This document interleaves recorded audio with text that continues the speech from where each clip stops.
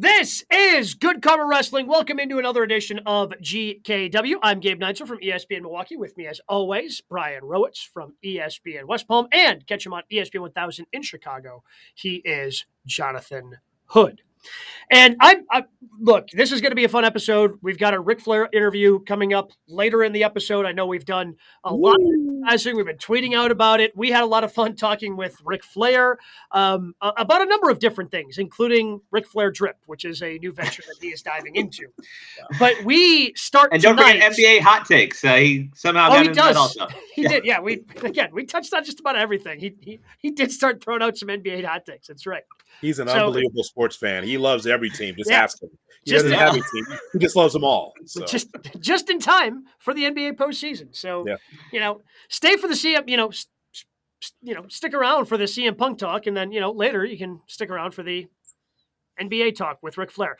So that is where we start tonight's show, because the CM Punk chatter just continues to get louder and louder and louder. Dave Meltzer, Sean Ross Sapp, some of the more preeminent journalists in professional wrestling reporting on CM Punk. And is he going to be back in AEW? It seems like it could be imminent.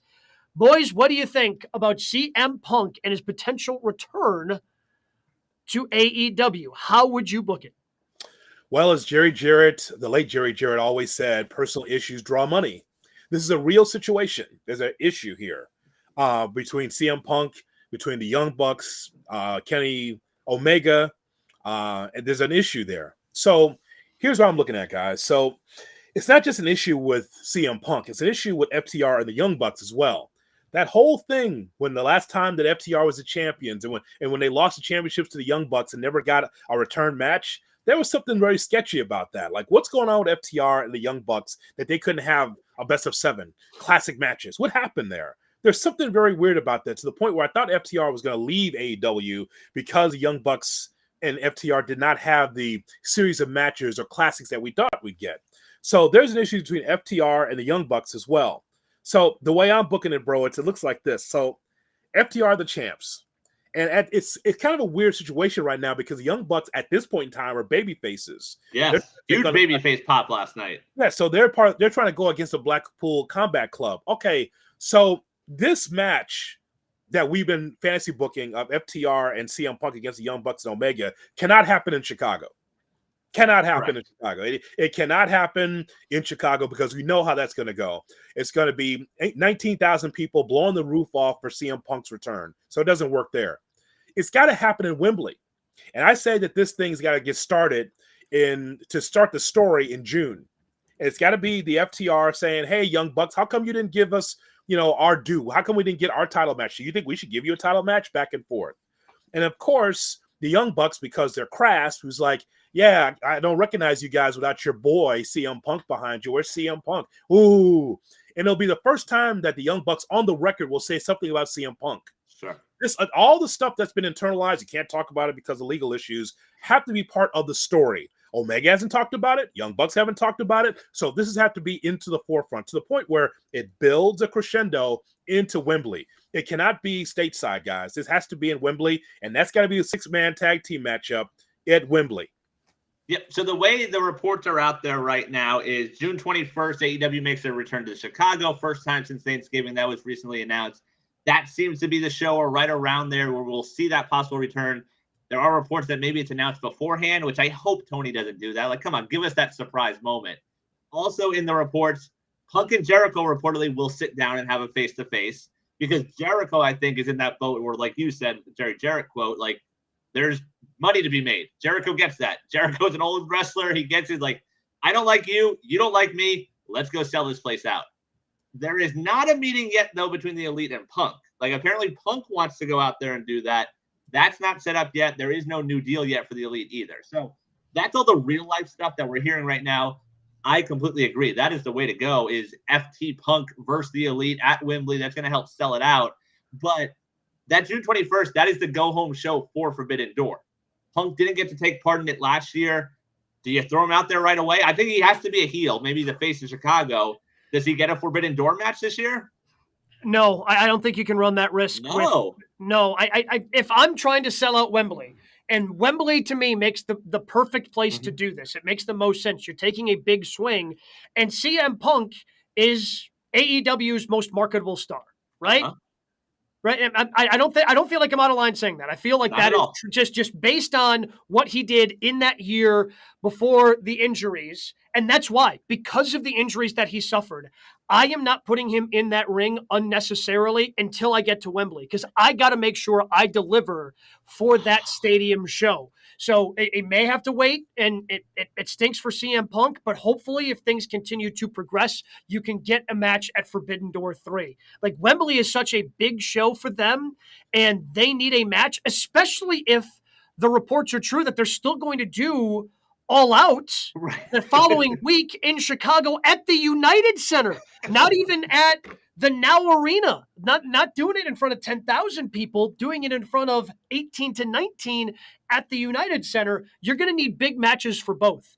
Presumably, a lot of those title championships, the title matches would happen at All Out, the more traditional show, and you can have some of these bigger marquee matches at Wembley Stadium. And to me, there's nothing bigger than if you do CM Punk returning his first match back. Obviously, you do the build up to it, and he'll be around and on TV in arenas for that. Give a few, GTSs, some low risk stuff.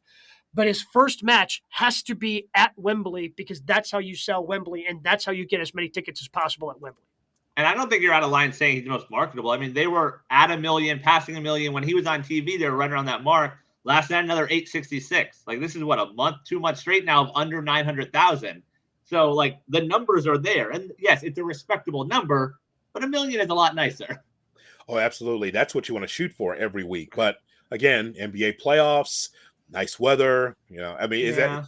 I'm throwing all the excuses out there because that's what the executives will do, right? That new gas station that they build on the corner, like all this stuff, right? That's how they do excuses. But Gabe is right.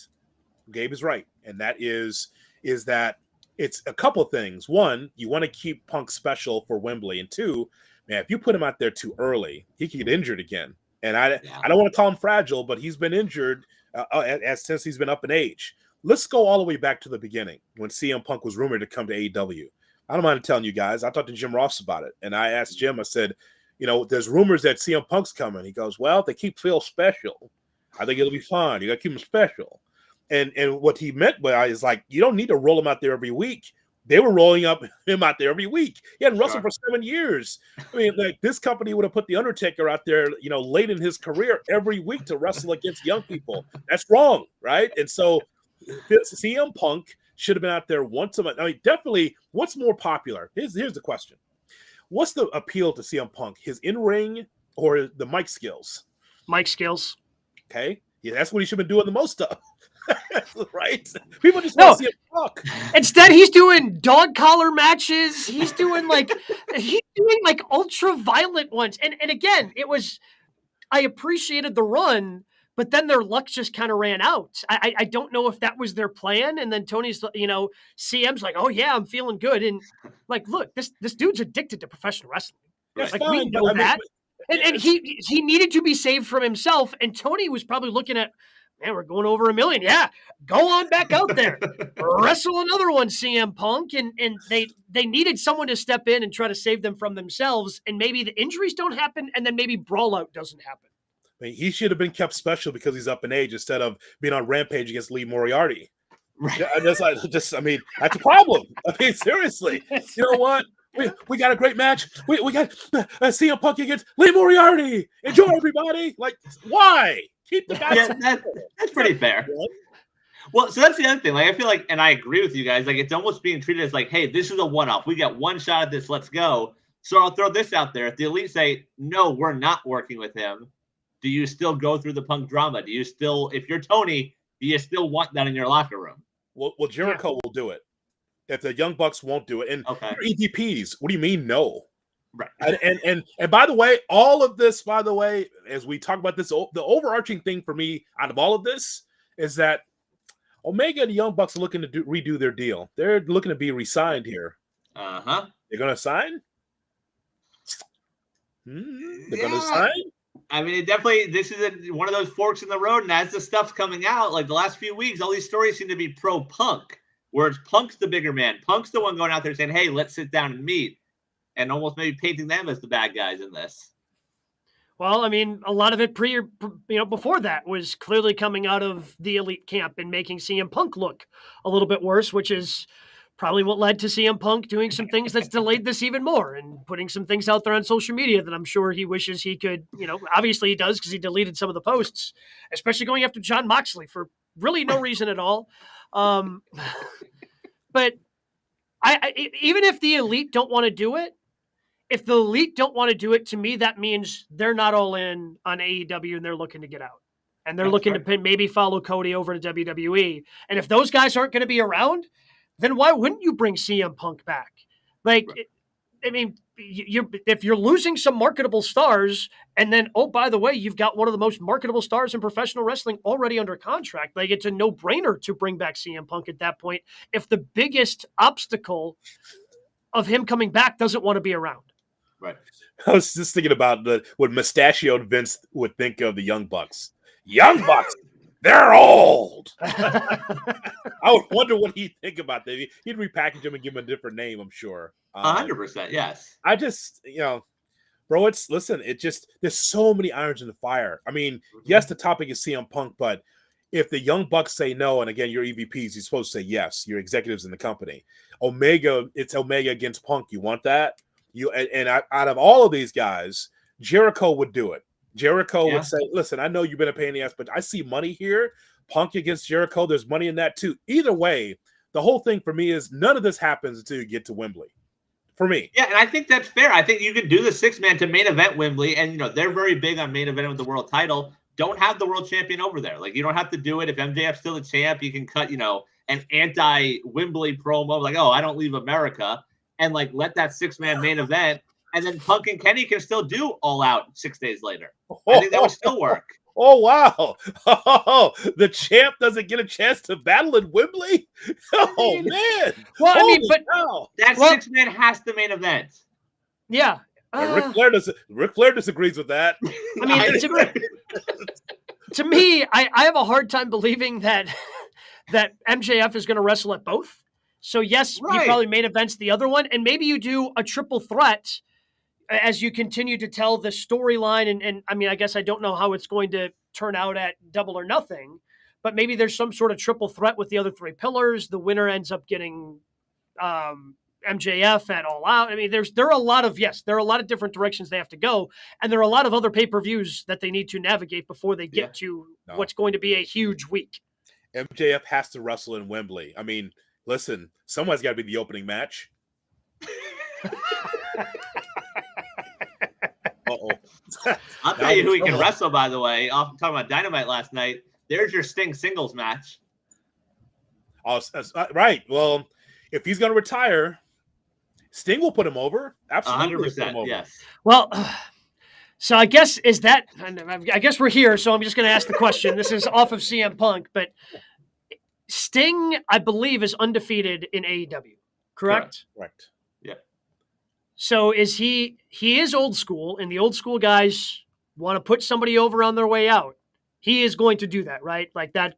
They telegraphed that last night. I think so. Well, it's supposed to, I thought that was going to be Darby. Thought he put Darby over. Agreed. But does Darby need that? I don't think Darby needs that. I don't know if MJF needs it either, but Brock Lesnar didn't need to end the streak, and that happened. Sting can still go, man. It's crazy. Yeah. But you talk about being utilized properly. I can make the case that the AEW used Sting much better than WWE used Undertaker at the very, very end. Mm-hmm. I think I can make that case. I mean, because they're not forcing him into some singles match on Rampage, or AEW Dark. They're just like, hey, Sting, give us a few promos. Hey, Sting, be in the 6-man. Hey, Sting, be with Darby. Just do your 10 minutes. Now, some of those dives are crazy. But you know what? He's just surprised everyone at age 61 that can still do these things. He's as good as he was in TNA, quite frankly. He's climbing up into the stands. He's jumping off those. He's doing things that make me uncomfortable for a 63-year-old man to be doing. That's for sure. Yes. All right. There, I'm sure, are going to be plenty more of CM Punk stories Yep. coming up as we continue and progress with that. We do have Ric Flair coming up, so we're going to quickly move over to what we like to call our 3 count, the other top 3 stories in professional wrestling going on right now. What do we have at number 1, Brian? All right. In the wrestling world, WWE is on their road to Backlash, which takes place May 6th. AEW, like you mentioned, on the road to Double or Nothing, May 28th. Forbidden Door, June 25th. So right now, do you feel better about AEW or WWE booking? Am I crazy, or was Raw relatively efficient for a 3-hour show? In terms of, like, they've got a lot of... Our biggest complaint about WWE has been, it's really the bloodline and kind of a hodgepodge of everything else. Well, they continued, and this is what they did on Raw. They continued to build towards what presumably is going to be Bad Bunny and Rey Mysterio versus Dominic and presumably Damian Priest, since he's also from Puerto Rico. That would make sense to give him the big opportunity on his home island.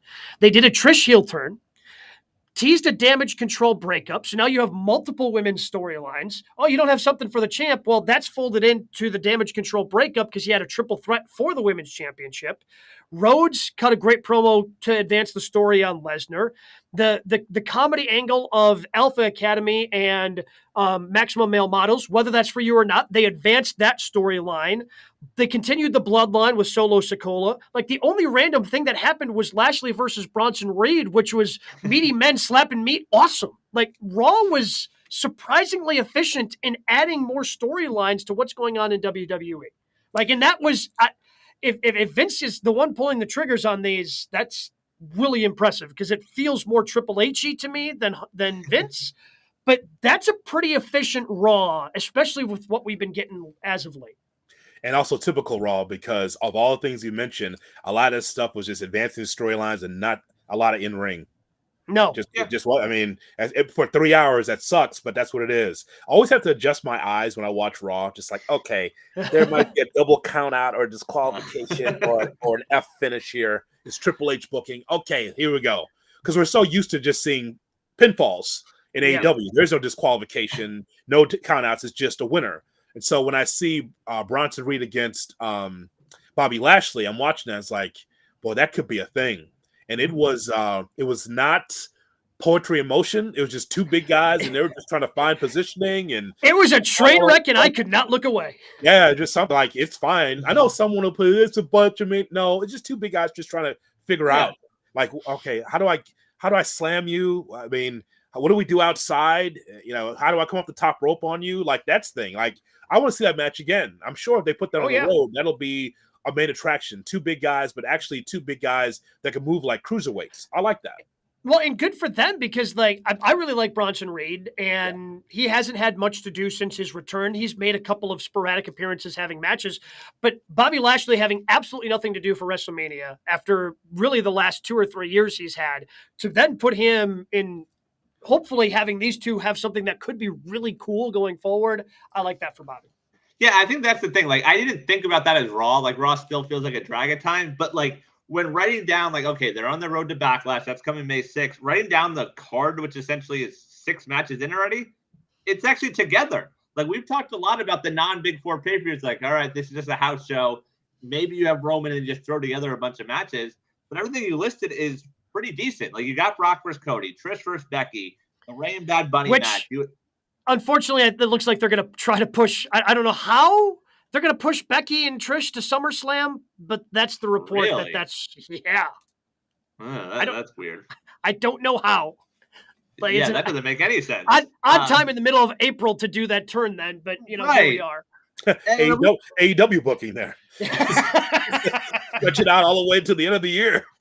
JHood favorite wrestlers have the belt now, and Raquel now is, one half of the tag team champion. So we got that also. That whole thing with Trish and Becky, I thought was a little clunky. Like, are you going to turn or not? We got to get a commercial. You going to turn or not? Like, it's just kind of weird how that worked out. So I think we have a new segment here on GKW for our first over. We've been doing this over a year. Vince booking or Triple H booking? Can you tell? This was a Triple H. I would agree with you. It's Triple H-y.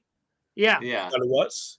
I think Bronson Reed was Vince, and the rest of it was Triple H trying to move the storyline around and just trying to get it hot for Puerto Rico. It is going to be lit, gentlemen. Oh, it's going to be so good. It's going to look like the World Baseball Classic. I'm just going to tell you, it's going to be noises and zuzuvelas. In Puerto Rico, it's going to be a guy there with a with a little drum. He's going to be. I'm telling you, it's going to be crazy. So, I mean, I'm going to let you in on a little secret. Then when this show got announced, I thought about it, and then as it continues to get built, it's like seems like this could be pretty cool. My wife is from Puerto Rico. Her parents live in Puerto Rico, and we typically want to make one trip down there to visit. Yeah. I may try to convince my wife that we need to go to this show. Wow. I feel like somebody from GKW should be at the show. That's how cool this thing is starting to feel. Okay. I just want you to know, and as we get closer, I'll tell more stories about Puerto Rico. Make sure you're protected. I've been there before. I have been to Puerto Rico before. They believe wrestling's a shoot. They're looking for and by the way, are they gonna get the Colon brothers in there somehow? Will they be part of this? They still work there? No. But I mean, they're on the island, for God's sakes. They got released ages ago. I feel like always random people just hanging around like, oh, you work here? The Colones, you got to bring them in. They're going to be part of the show at some point. I mean, they're on the island. Their dad's a legend, Carlos. Does Broad take them out, like just random backstage segment? Sure. Why not? But guys, if it's anything like it used to be careful. If you're going, Gabe, be careful, because if the wrong guy loses, look out. So again, I looking back on Raw, and maybe it was more digestible because I did not catch it live and I was able to DVR through some of it. But again, it advanced a lot of different things. That's where to watch it. And I don't. And it's not to say I think AEW is doing a bad job, because I think what they're doing right now with the 4 pillars is spectacular. Like, it's a different guy every week. You're still getting MJF. You're getting the other 3 guys putting on quality matches, whether it's on Rampage, whether it's on Dynamite. Like, I really enjoy that build. And they have some other, some obviously BCC versus the Elite. They're starting to build that up more and more. So it's more than just one storyline. I just think that WWE right now has more storylines that could be very compelling. I think that you nailed it earlier when you talked about how you thought Raw was efficient. Mm-hmm. I believe that they're the winner in this, and I know AEW fans are like, what about us? Well, here's what about you. You've got 12 storylines going at the same time, to the point where you don't care about Matt Hardy and this whole thing, that whole thing, or Swerve and that whole thing, even though Swerve had a fantastic match. But just this whole thing, like, what is your group? This thing is starting to turn into like late 90s. Everyone's in a faction. Everyone's in a gang. That's what's happening in AEW. It's like, my God, can you just give me your best 5 storylines and move on? Please. Right. Like, there's so much. And this is why you have 2 shows. You have 2 shows. Some of the stuff only should be Rampage only. Rampage only. I don't need Matt Hardy on Dynamite. The Office, whatever that is. Like, the just Firm. Friday nights, right? Look, I don't even know who's in the Firm, who's out of the Firm. I don't care. There's a lot going on there. Really, I mean, I think there's only, how many guys that were on Dynamite last night are actually by themselves? MJF, Jungle Boy, and Wardlow? Yeah. Yep, and that'll do it. Like, everybody else is either a part of, like, obviously Darby, it's not a faction, but Darby and Sting are synonymous, and like everybody else is in some sort of faction. Even the women. Other than Milwaukee's own Silas Young. Shout out to the guy who got squashed. That ain't right. I was shaking my head at that. Don't do that to the last real man. Don't do that. I paid good money to see Silas Young over the years. Classics, bangers. And he gets squashed in 2 minutes like he's the Brooklyn Brawler? Thumbs down. That was disappointing. Like, don't do that of all people. And they built it up. Silas Young's coming. Yeah. Oh, Silas Young's coming to get squashed? Don't do that to the last real man. That is Great true. Packer fan. So that's the thing, though. Like, with AEW, like, the top stuff is good. Like you mentioned, the Elite BCC is going to be good. The Pillars is really good. But some of the other stuff, like, they've completely cut the legs out from Wardlow, and now we're going to get him and Hobbs again. Like, that just feels meaningless. FTR is the tag champs. I know it's still young, but, like, let's see what we get there. And then the women's thing, as great as it's been, the NWO women versus the originals, when are we going to get that payoff? Because that feels like it's been while now. And they've kind of undercut the title run of Jamie Hayter with all 1,000%. That's the unfortunate part of building up the outcasts and making them be up against Dr. Britt Baker and having Jamie Hayter. It's just kind of undercut her. Taya Valkyrie. I mean, I think they could be building towards something there for the first time, something meaningful on the TBS women's picture side. But that's for the most part, just kind of Rampage only. It doesn't really make it to Dynamite. There's just that. I give credit to Tony for trying to do some things, but there's a lot of convoluted things going on where you're getting too many things crossing over with all these different factions. Like the firms got their hand in everything somehow. That is fair. But even like the main event last night, like that wasn't a great match with Keith Lee and Jericho. And then I guess we're building towards Jericho and Cole, but then like why the Keith Lee involvement? But also Swerve with Keith Lee and then Cole and... Right. So the firm's involved in the Jericho and he's a part of the he's not a part of the Elite anymore. And you need to streamline some of this stuff. I did see a tweet. I don't remember who it was. So credit to them though, that we are finally getting Adam Cole as Keith Lee's manager. Feels like that's where last night ended. Wow. Thank you, Bruce Pritchard, for a brilliant idea. We'll just cut your hair and you could be like a fancy manager. Like, no, Bruce. That guy can go, idiot. Yes. Oh my God.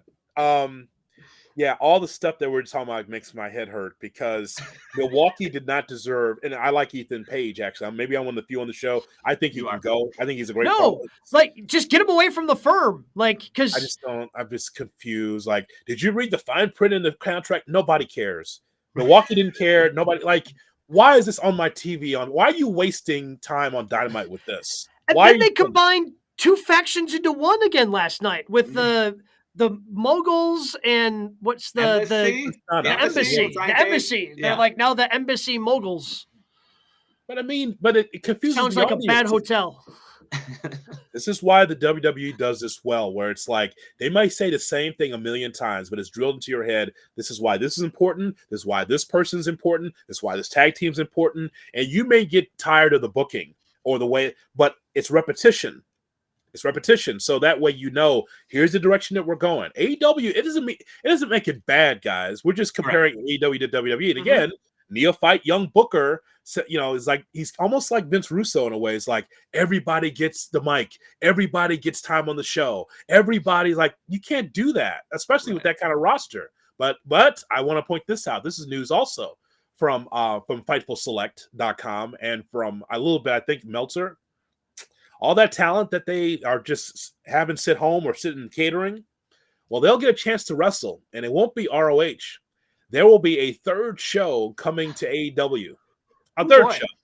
So you got Dynamite, you got Rampage, and this whatever the Saturday night show that they're going to be putting on, because everyone's going to watch that in 2023.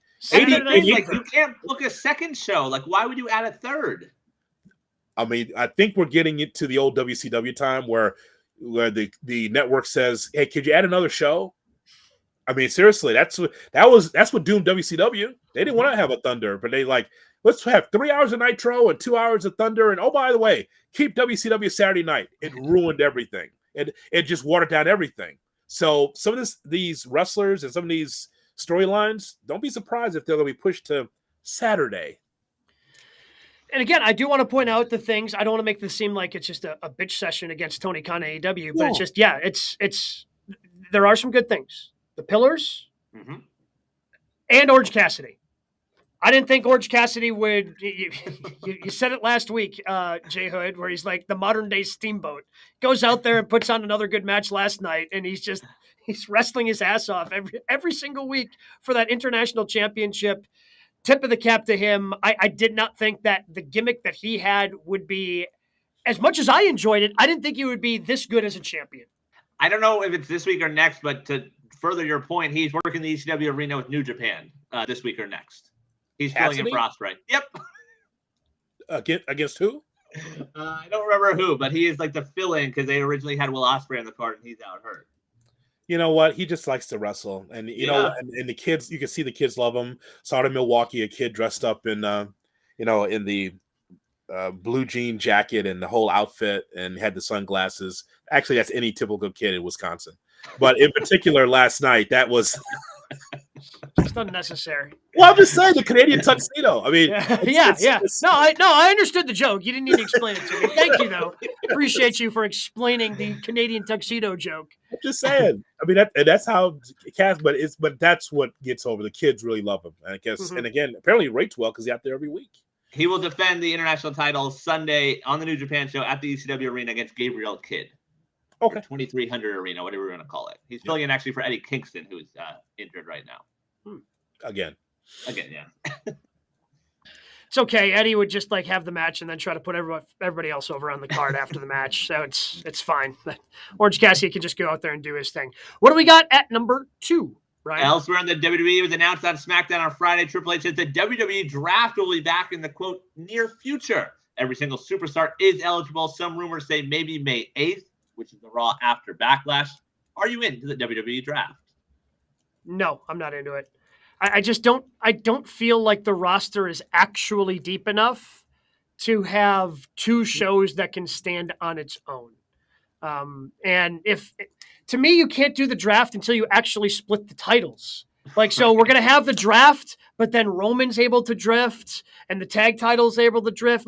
If you have 1 or 2 people that bounce back and forth, why are we doing the draft? Because, and this has always been the WWE's problem. Every time they've tried to do this, they try to keep the brand separate, and then they realize that the roster's not deep enough and people start floating between the shows anyway. So I'm just out on the whole charade of having to do this again. And Vince is going to want to split up factions, and because like they did with the New Day, they're going to split up Damage Control, which is fine because Damage Control, I think, has kind of reached their natural conclusion, but they're going to split up tag teams and all these other things that I think are just completely unnecessary. So I am out on the WWE Draft.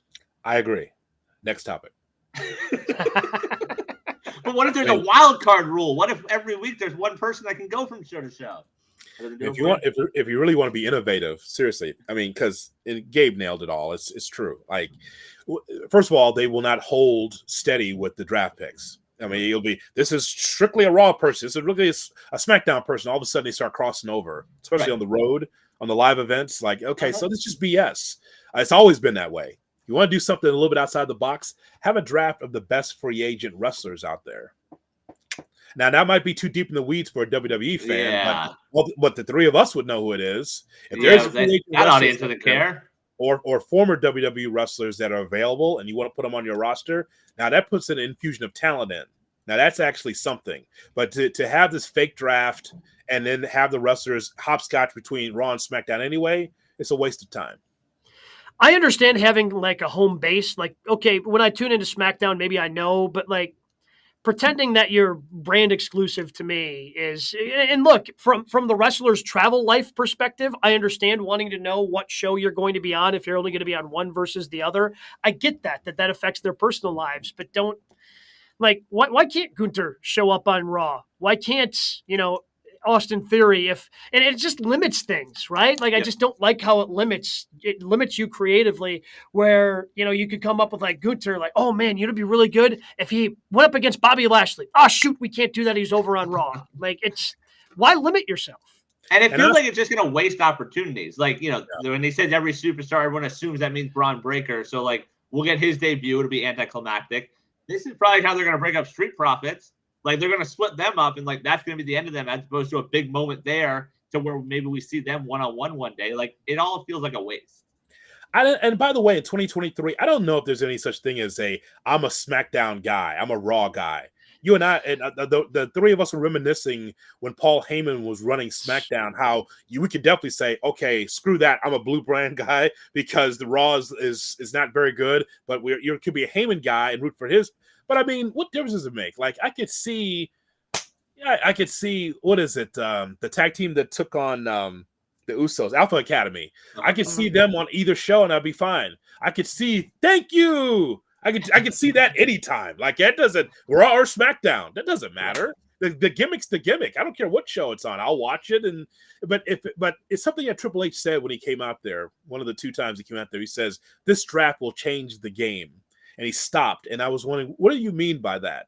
Are you running one of these shows? Are you Team SmackDown or Team Raw? Why did he say that? Change the game. I don't know. Is Adam Pearce going to be able to float? Is Adam Pearce still the on-screen authority of both shows? Or is he going to be – because that's the other thing. Because that was the other dumb thing about the brand split is when they made Survivor Series pretty much Raw versus SmackDown, and one year you're wrestling for Raw, and next year you're wrestling for SmackDown. Like, there's no actual pride here on the line. Like, I'm not – don't treat me like I'm stupid. Man. Just please don't do that. I mean, I am stupid, but not when it comes to some of this stuff. Don't do that. don't say that. If I'm calling you the genius of the show, you can't be stupid. You can't do that. The gimmick is that Gabe's the genius. Don't you understand? I'm just JR. You're the genius on the show. Oh man, yeah. So I don't know, Brian. Like you're into it though. You're into the no, not at all. Right? Like there's a reason they haven't had it since I had to look it up. October of 2021. Like. How many people can you actually name today? Like, oh, this is a Raw guy or girl, and that's a SmackDown guy or girl. You can't decipher it. Now, what do you want more? Do you want this draft, or do you want King and Queen of the Ring back?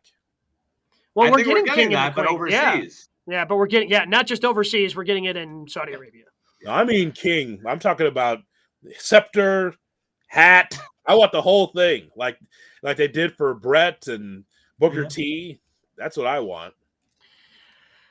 Yeah, I would much rather have the King of the Ring, but by the way, if they just decided to cancel the King and Queen of the Ring tournaments, I wouldn't be shocked because we know Vince is very anti-tournament for whatever reason. Like it just doesn't make sense. Like it was very successful for you in the 90s. You want to bring back everything else that was successful in the 90s except for this. I don't understand.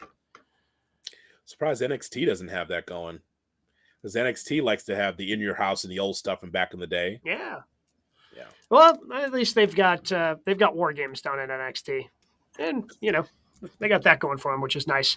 Speaking of things that were successful in the 90s and the 80s and the 2000s, and really for most of our lives being alive, Ric Flair, the Nature Boy, the 16-time world champ, the 2-time Hall of Famer. We had an opportunity earlier this week to sit down and talk with the legendary Ric Flair.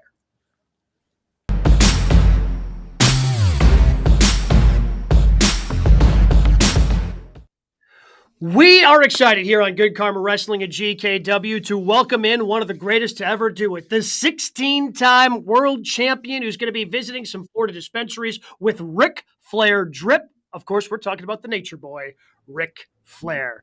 Rick, thank you so much for the time, and we can talk about.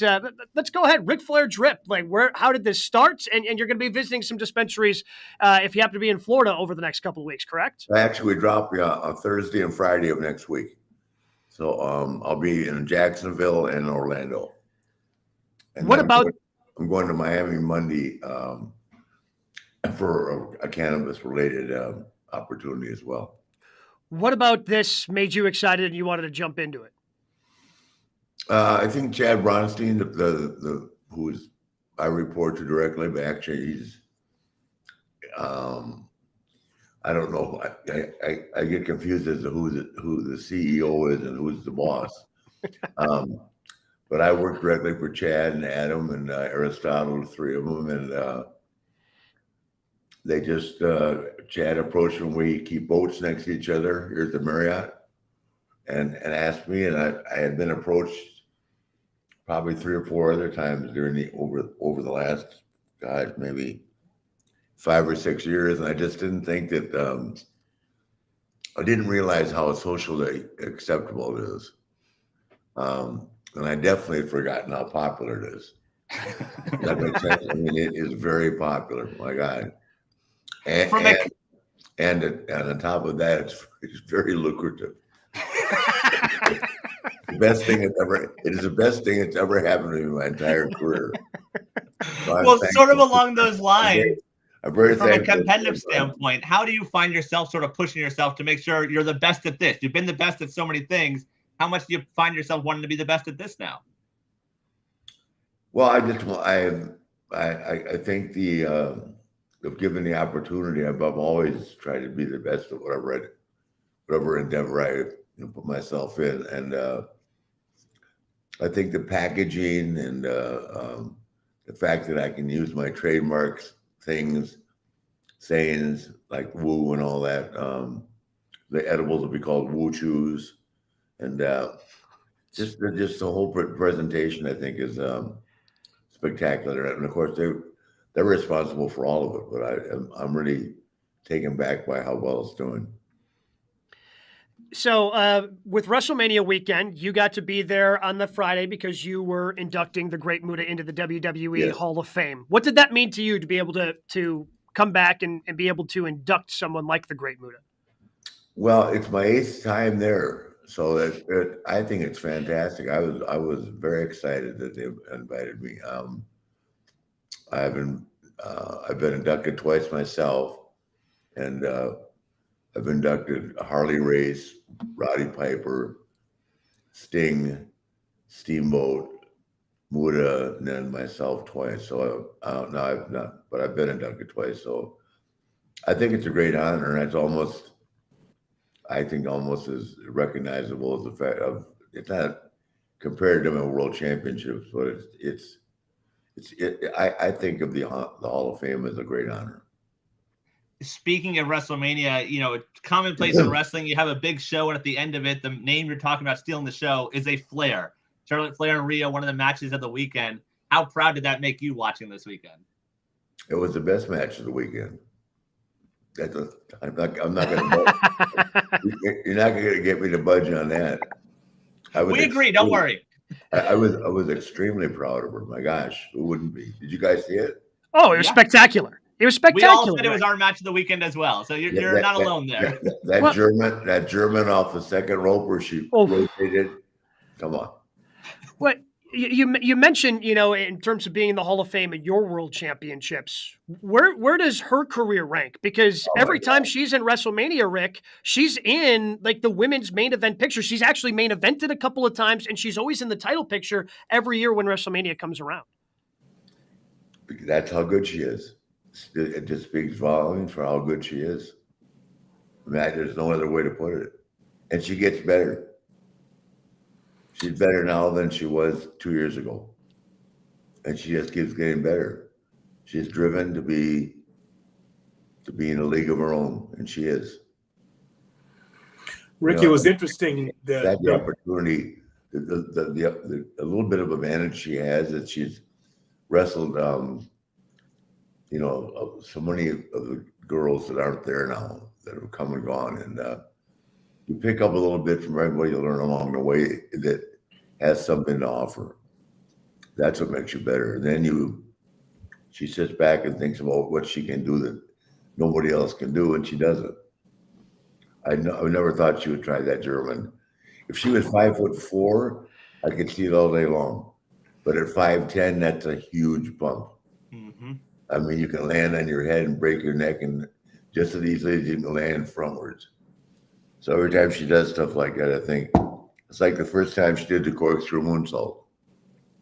She just separated herself from everybody else. Keep in mind again that she's 5'10" and 150 pounds. Those things are performed a lot harder to perform when you're 5'5" and 105 pounds or 10 pounds. Which is taking nothing away from the smaller girls. It just makes her. It just shows up what a superb athlete she is. How's she doing now, Rick? How much time is she going to take away from the ring after WrestleMania? I don't know. I tell you, I think it's important that she takes her private life very, very seriously. When she's away, I mean, we just talk, but I don't ask her questions about her private life. We need a break sometimes from wrestling. We do talk about wrestling, when something big is coming up, but her private life is her private life. I mean, I know where they're going. I'm just not gonna. I know where they are and what they're doing. I'm just not gonna discuss it. And we just don't talk about business anymore. I mean, we do enough of that, and our relationship is so special. We've gotten around that.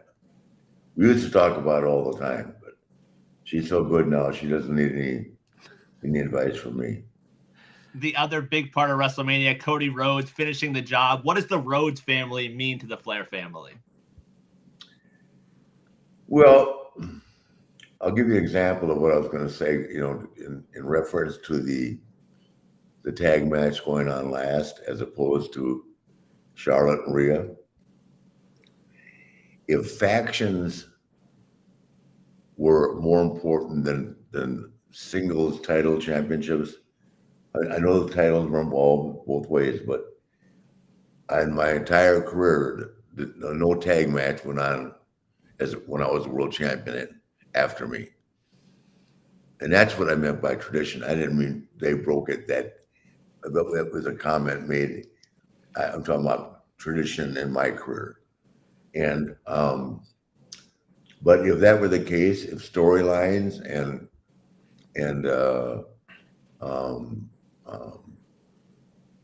if storylines are more important than the value of putting a traditional, like Cody won the men's Royal Rumble, he wrestles Roman. And Rhea worked just as hard, if not harder, to win the women's, and then she's in the semi-main event.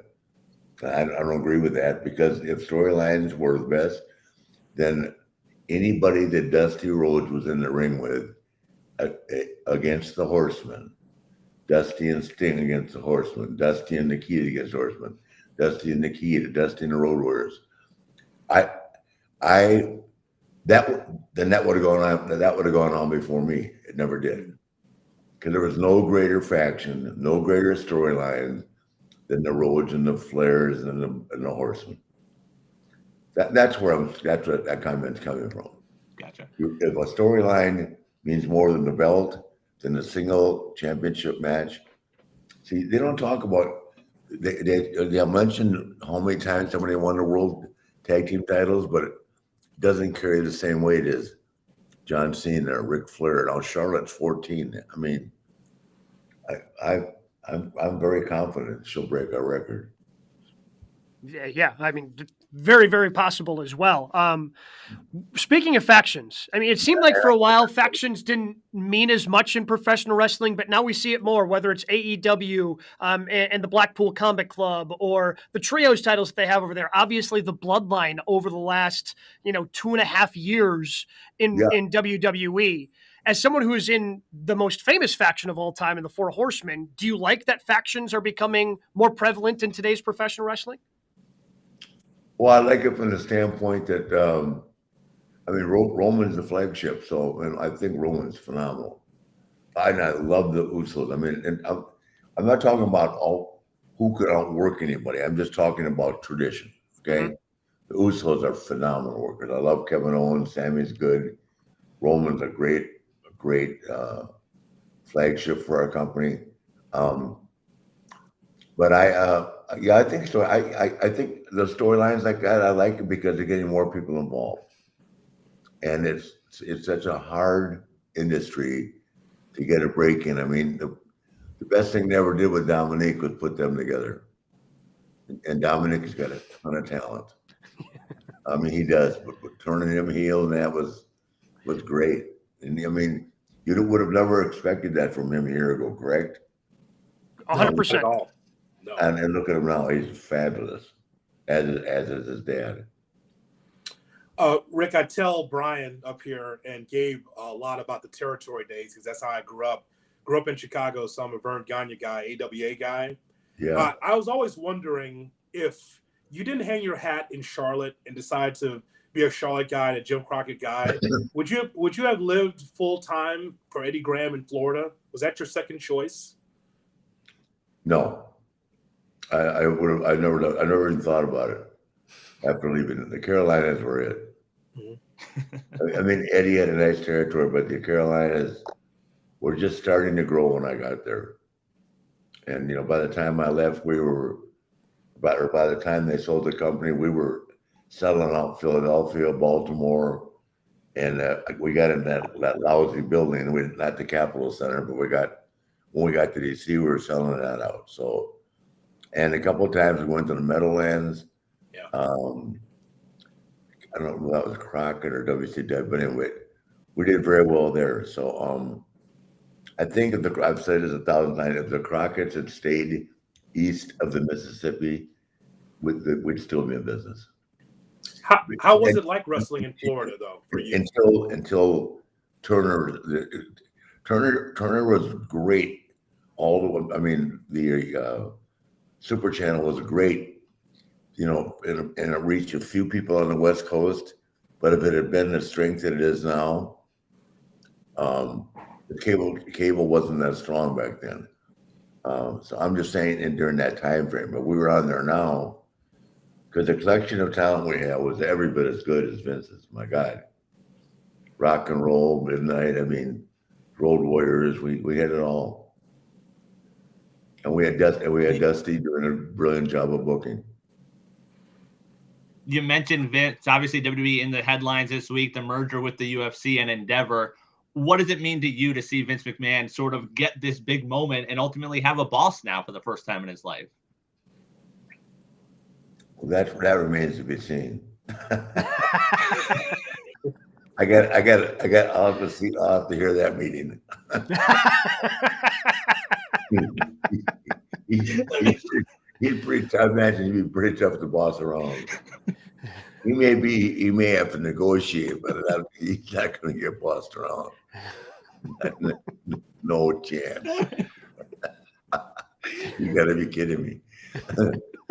I love Dana, and Dana's pretty tough too. I understand. I've never had to negotiate with him, but Vince McMahon been around a long time, guys, and he's just a great guy. And I just hope that they. I don't want to see the same thing, and I don't think it can possibly. Vince is too smart for that, but I don't want to see the Endeavor people take over wrestling. It's a different animal. Where Ted just hired all his friends to run WCW, and it just failed miserably. And then the other guy that ran the business like it was an ATM. And that's why they're not there today. Not because of lack of talent. You just can't pay people that aren't worth what they think they are 10 times. Does that make sense? Oh, yeah. Mm-hmm. I mean, we're talking as a ESPN. I cannot explain. I cannot understand how Ben Simmons is getting a paycheck. How is it? They're getting $1 million to sit home. Mm-hmm. No, not a million. Millions. Millions. Yeah. Millions. Yes. Lots of S's there. Zion, I get because it's a legitimate injury. He's a big guy. But Ben, I mean, I respect. He was my favorite in college, but man, the pros have been rough for him. But they always get paid. I wish I knew where the money came from. And by the way, since we're talking sports, let's do it.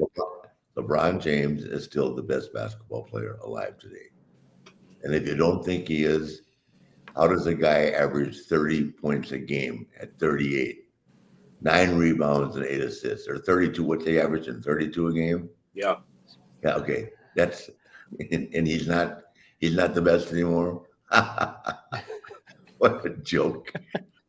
He's so far better than everybody else. That's unbelievable. And you know what else? Tomorrow, if you want to go in the NFL draft, he'd be the best tight end in football. Yeah.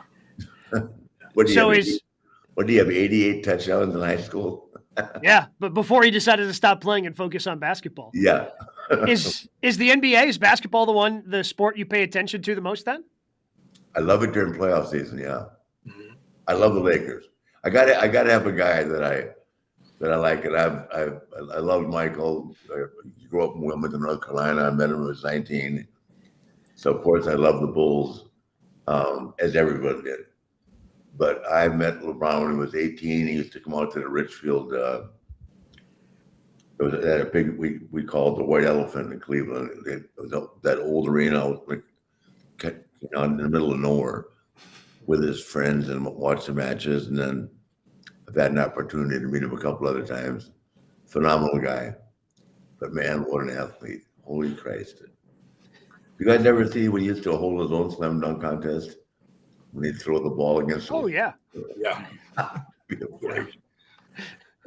What do you think of the relationship in the women's? I don't want to hurt anybody's feelings. What do you think of the relationship in the women's game, how it's grown in college basketball? Reese and Caitlin Clark, I love it. That's I love it. It's good heat, isn't it? The attitude, I love it. Yeah.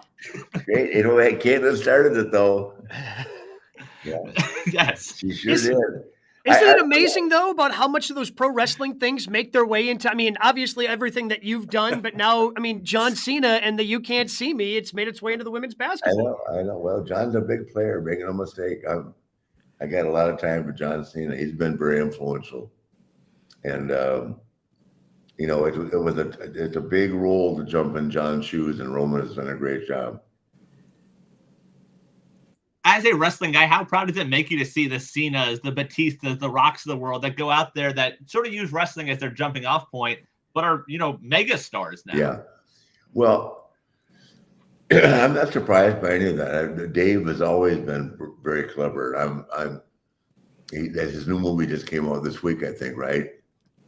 Another Guardian thing. The next month. Yeah, Guardian just soon. They have that Knock on the Cabin that's out there now. He's all over the place.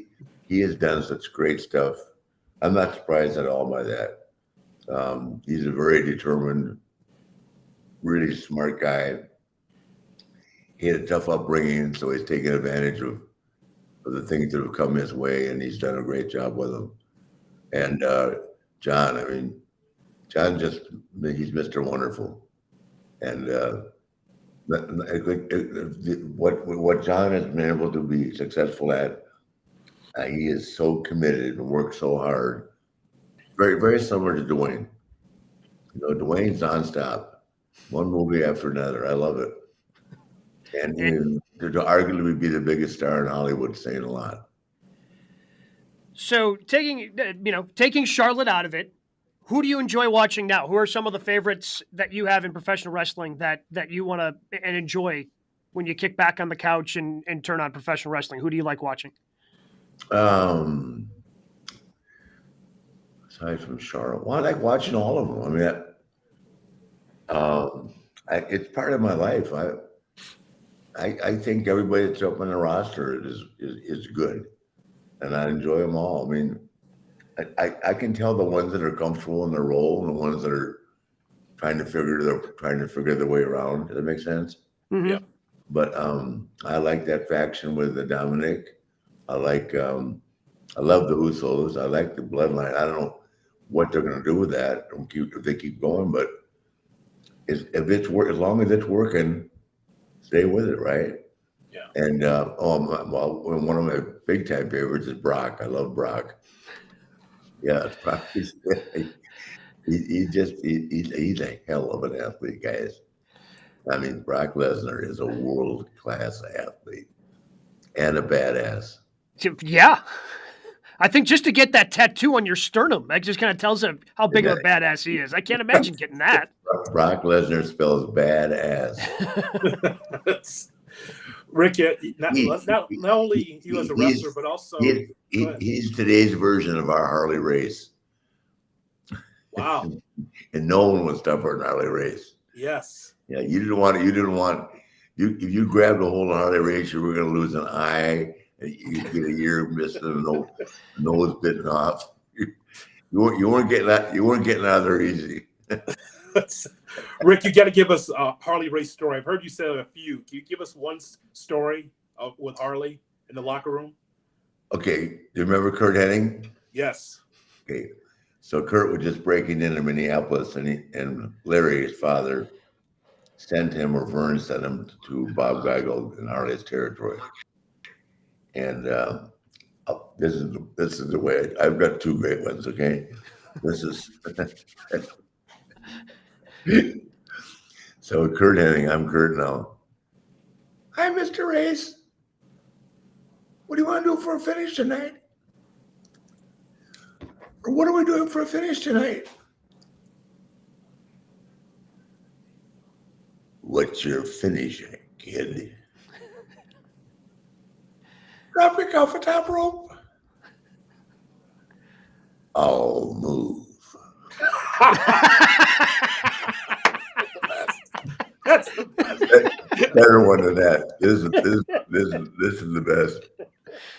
So Triple H had just come into Atlanta, right? And Harley was managing Leon Vader there, right? Oh. And so now I'm a hunter again now. I said, Hunter, I said, Harley, this is Paul Levesque. He's going to be a part of the company now. Harley shook his hand and didn't stand up or anything. Said, who broke in, kid? Killer Kowalski. He's the shits.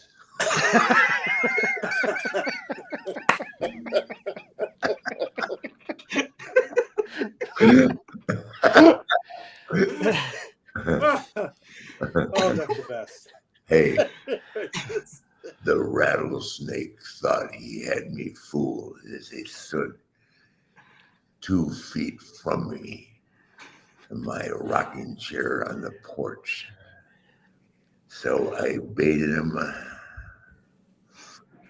with my right, with my left. Harley. I love that. God. Hey, you don't want nothing to do with Harley Race. I'd say, Harley, let's go have a drink. I want to play pool. Here's another one. He'd go over to a bar like in Fort Worth. I can remember like it was yesterday. All the cowgirls, cow guys, but 10 quarters on the table waiting to play, right? Mm-hmm. You cue off the wall, everybody look at him. Knock all the quarters off there. You go, I got the winner. Problem. Yeah, a couple of times there were several problems. A couple of times there were several problems. Wow. So good. Yeah, he was the world champion, boys. He let everybody know it. Some SNU football players found out in a bad way one night. Oh, man. Rick, before we get you out of here, we got to know, you had Ric Flair's last match last summer. Yeah. Is that for sure? That's going to be it? That's going to be it? Yeah, but I wish I could do it again. Who's going to say no to you? Who's stopping you? Oh, it's just not realistic. I mean, we had that thing down to a fine art, but I woke up, I was fixated on weighing 218. And so the night, it's me, right? I'm out drinking all night. I wake up and I weigh 222. So I ate 3 egg white bites and a cup of coffee, right? All day long. So I did. Of course, the anxiety, the emotion, everything, right? So I walked out there and I felt great. And then all of a sudden I got lightheaded. So I made a mistake of saying to Jay, I don't feel good. But then of course there went like panic across the ring.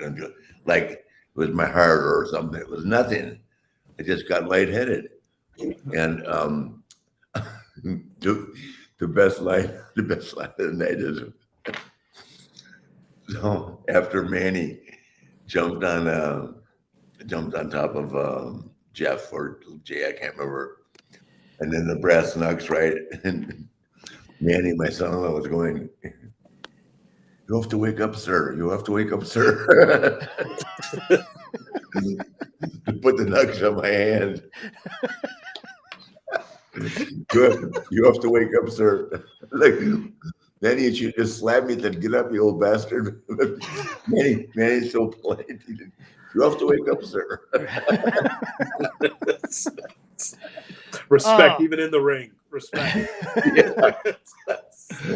Oh, God. Rick, I just want to thank you so much for the time, man. Anytime I get to do something with my daughter and Manny, those are the highlights of my life right now. Well, it was certainly a highlight for plenty of people who got to tune into it. Thank you so much for the time. Best of luck diving into all the different cannabis stores you're going to be visiting in Florida with Ric Flair Drip. I'm sure, just like everything else, it's going to be one of the best. Listen, you guys have a happy Easter weekend. Thank you, Harley. Bye, guys. All right, thanks.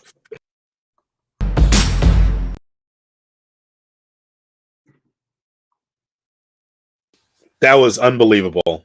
What a great interview with the legendary Nature Boy Ric Flair, channeling his inner Harley Race in the conversation we had with him a few days ago. Yeah. So Port Orange, Florida tomorrow, Orlando as well. Ric Flair drip on Instagram. Go check out Nate. What do we got in news and notes, Brian? Alrighty. And by the way, he says Manny. For those that know, he's talking about Andrade El Idolo. I don't. Yes, he eventually got there. He gave his real name, his government name out there. It's like Andrade, just like he's like, "Sir, you got to get up, sir." He's talking about his own father-in-law. Like, what do you say to the legendary Ric Flair? You're laying on the ground, dead. You got to get up now and do the finish, sir. Please get up. So this is funny. All right, news and notes. Another guest we've had on before, Rey Mysterio Jr. on the Impulsive podcast with Logan Paul, says he's looking to pitch the WWE higher up the way to end him versus Dominic, hair versus mask. That means he wins, right? Like, I can't imagine Rey Mysterio in the WWE without his mask. And I just always imagine that this ends with him putting his own kid over. Right. So how long does this last? I mean... Next year's WrestleMania. Yep. No. Wait, I thought that it was Cody against Roman. I thought that was another 12 months. No, Dominic could be world champ by then. It's funny because this has been around social media for a while that it should be hair versus mask, and Ray's not taking that mask off. I mean, WCW already made that mistake. But then you notice in our conversation we had with Ray turned it into a positive because if the mask doesn't come off, I don't take on these bigger guys, and WWE doesn't think I am worthy to be part of the company. Ray was a heel in WCW when he had the mask off, by the way, too. It was some of his best work. I mean, that would be a hell of a way to go out. Like, that's the final time we see Ray in WWE is without a mask, and then Dominic gets to take that heat with him.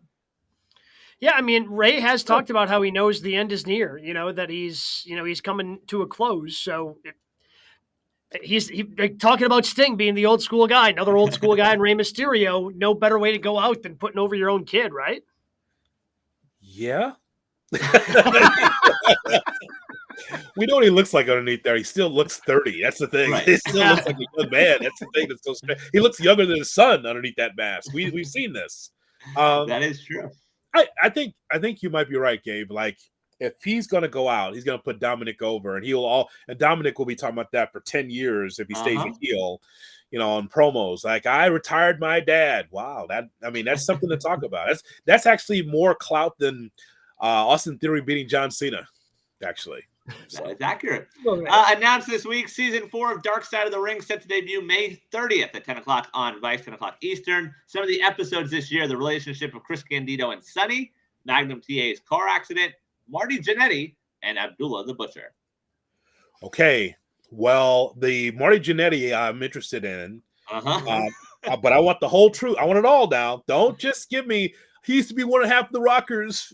I don't want that. No, I want the salacious stuff with Marty Jannetty, the weird stuff, like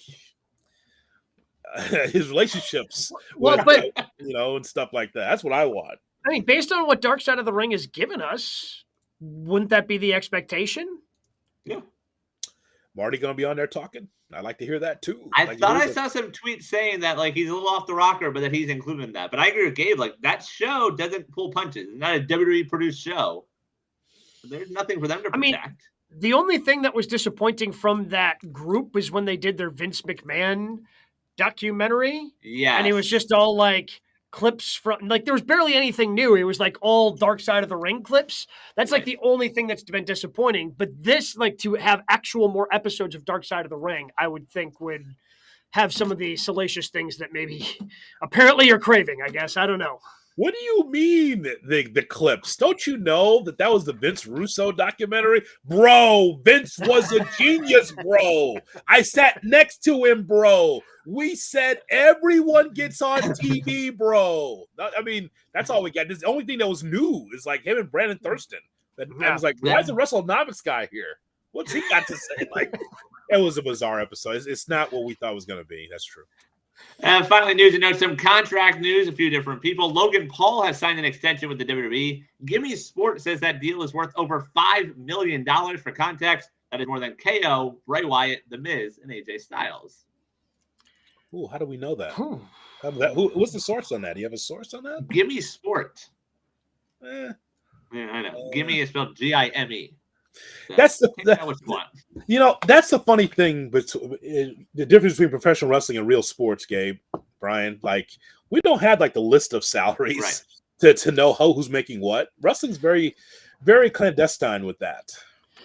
Well, yeah, because clearly, like, I mean, the wrestlers are still going to probably talk amongst themselves and figure it out. But I mean, the bookers don't want them to know how much, who's getting what, who's the highest paid one. Whereas in regular sport, you've got agents that are like, hey, look how good I am. I just got this guy that much money. And they're going to go out there and brag to the Adam Schefters, the Adrian Wojnarowskis, the Jeff Passons of the world to get that news out there.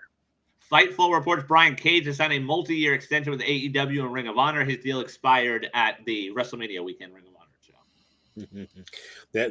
They tread water, don't they? I mean, I'm sorry, they tread very lightly on the end of contracts.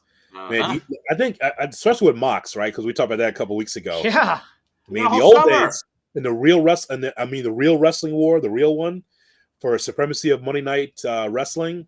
Some of those guys would have jumped like, oh, yeah, we'll sign. Yeah, I'll get back to you next week. Raw. Yeah, don't worry about it. I'll get to you next week. Rick Rude, Nitro. It's like Jericho would always just like hide from people. Like, yeah, Eric, I'll sign. Sure, I'll be there. Yeah, no problem. Raw. Right. They're very lucky that, I think in particular, Tony's very lucky that these guys are holding on, waiting to the very end to sign. I mean, Mox said he could have showed up at SummerSlam if he wanted to with the AEW title, but he chose not to. Finally, FTR told that Milwaukee crowd last night at the Rampage tapings they have signed a 4-year deal with AEW and they plan to retire at the end of it. So please tell us about Milwaukee, sir. You spent some time there and I like the Panther Arena very much. There's so much going on. I couldn't make it last night to Dynamite, but I actually like the draw. I like that arena. Very comfortable. Brian, you've never been there. There's nothing like going upstairs to the bathroom. Okay. It's very usually it's like on the same level, but you got to climb stairs to go up into the bathroom in the old Mecca. It's very nice. I like it. Yeah, it's very unique. Older building. I was a little disappointed with the crowd, to be honest. I don't know if any pictures made it out online, but on the side where the hard camera was very empty. Now again, because they know what they're doing. You make sure you got the camera on the other side. You hit the side opposite of the Jumbotron, and those areas were very full. I thought the crowd was pretty good. Everybody was having a good time. The last 2 times they've been here, I've been a little disappointed with the size of the crowd, especially after there was a really good crowd for the house show before WrestleMania for WWE at Fiserv Forum. I was kind of hoping maybe there'd be some crossover, but unfortunately there was not. But it was a good show. I stuck around. I was not aware that they're doing a lot of the ROH taping on the road as well. So they did some ROH taping before Dynamite and then after Rampage, which included a nice little match from Vikingo. So I got to see Vikingo live in person, which was certainly a highlight for me to see the best professional wrestler in the world, perfect his craft in Milwaukee. You know what? And this is just what I can remember, Gabe. I just think that it's WWE's fault for taking Milwaukee for granted. It's just a medium-sized market. We'll just kind of throw our B talent out there for house shows. Like, Milwaukee matters in the Midwest, like Chicago matters in the Midwest, like Detroit does. And I think that's the WWE a vacation of taking Milwaukee for granted. Oh, we're not going to get the stars, so we'll just watch at home. Milwaukee matters. That's a Midwestern hub.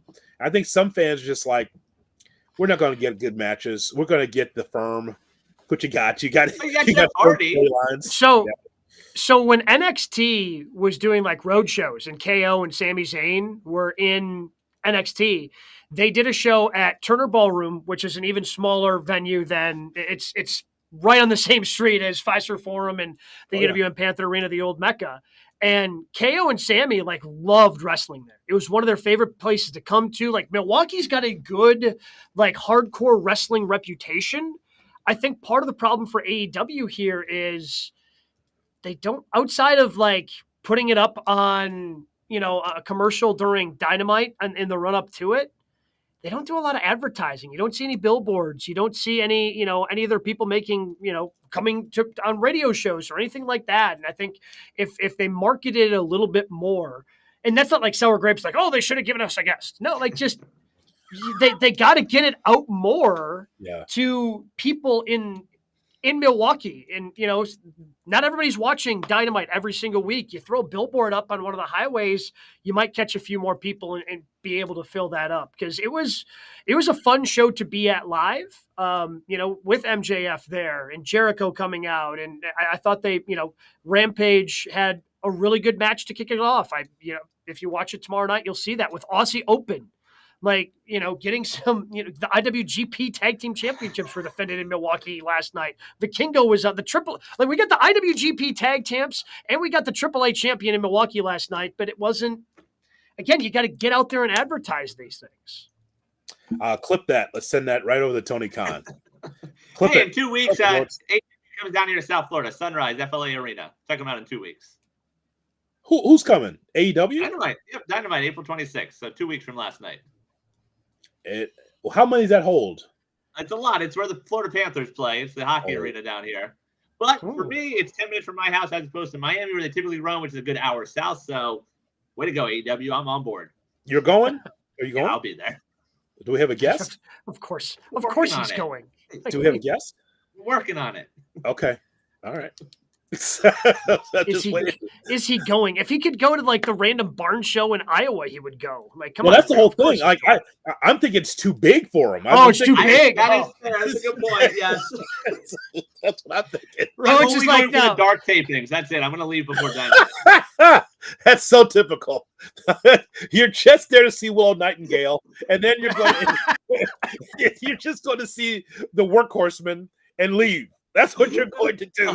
I love JD Drake. So long, everybody, and then leave. That's what you're going to do. He can go. I've seen him in a lot of places. He can go. Yeah.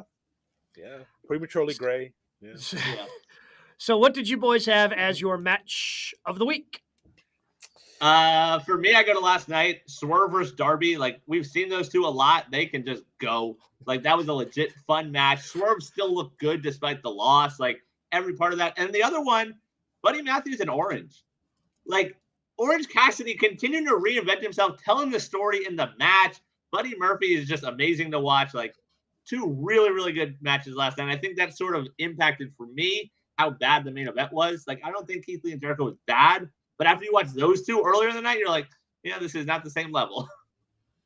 You nailed them both. I thought that Orange with that right hand, they told a great story. Wait, if my hand's hurting, why am I taking the tape off? I want to keep it on to protect it. That was weird. The doctor was checking it. He had to.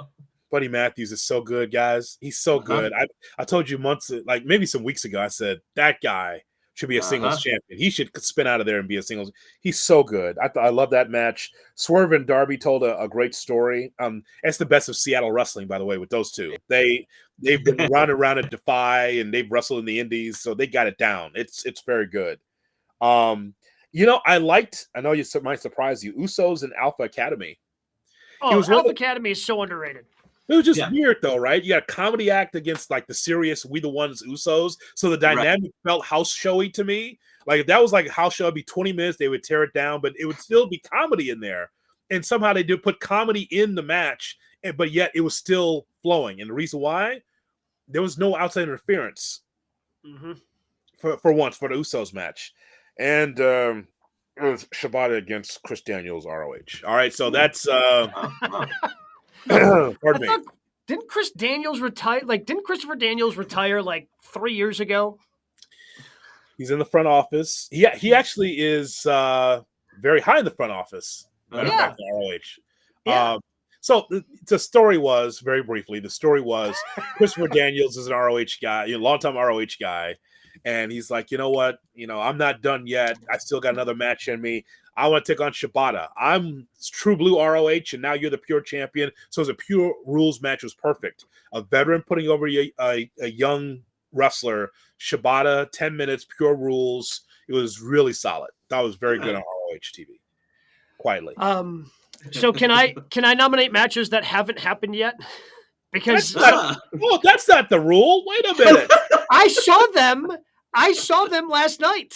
Now you're giving spoilers, boy. Now we're the Wrestling Observer. You gotta start giving well, I mean, I don't have to say who won, but I can tell you that the Aussie Open versus Best Friends match to kick off Rampage tomorrow night was a lot of fun. Really enjoyed that one live. Okay. Gringo Loco versus for the AAA Championship. I don't know when that's going to air. You'll see it because you're our ROH guy now. Going up against El Hijo del Vikingo, which I don't know if this will make the taping, but Tony Khan came running out and like hugged Vikingo after. Oh, like, it's very, very weird. It's very strange. I'm sitting there going, what? He what? He got all cokey. Like on the ramp, he ran down on the ramp. He's like giving him a hug, and then like he goes to the back, and then Gringo Loco's coming up the ramp, and he just doesn't know what to do, so he just starts pointing at him like, "Yeah, he was also really good in the match." Like it was very strange. I don't know if that's going to make the TV portion of ROH, but if it does, you'll have to let me know because I was very confused and found the whole thing hilarious watching it live. Somebody's got to put Tony Khan in a car seat, for God's sakes, and strap him in. Where are you going? Where are you going? That was the best of all time. I've never seen like get out of there. And Gringo Loco is good though. I saw him at GCW Mania weekend. Oh, he was. He's good. Yes, he was very good in the match, and him pairing him with Vikingo was tremendous. It was very good.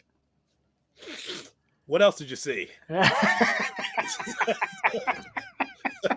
My God, what's he doing out there? I don't know. Did he have his hair on fire and running? Well, and the crazy part was it wasn't the main event.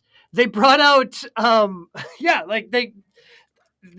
Vikingo, they brought out Lee Moriarty, and he wrestled Takeshita.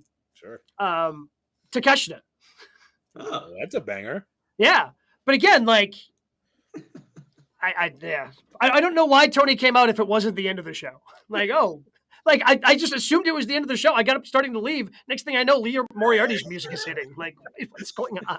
Tony needs to sign him, by the way. Like, why is he not signed Vikingo yet? Like, lock him up. No, he can't do that. He's a AAA guy. You need to figure out a way. I think he's working on it because he referred to when he started pubbing the ROH matches that were still coming after Rampage, he's like, and my personal friend, Vikingo, is here. So I don't know if he's... there's a lot going on. I can't wait for you to see Tony in person next week. Or in 2 weeks. You get to experience all of the same things I got to experience. A little bit of a longer episode because, well, I mean, we went along with Ric Flair. He's that good. Yeah. He's the Nature Boy. He's the 16-time champ. He's the 2-time Hall of Famer. I hope you enjoyed that. Of course, plenty of things to talk about on the road to Double or Nothing and WWE WrestleMania Backlash. We'll talk about it all next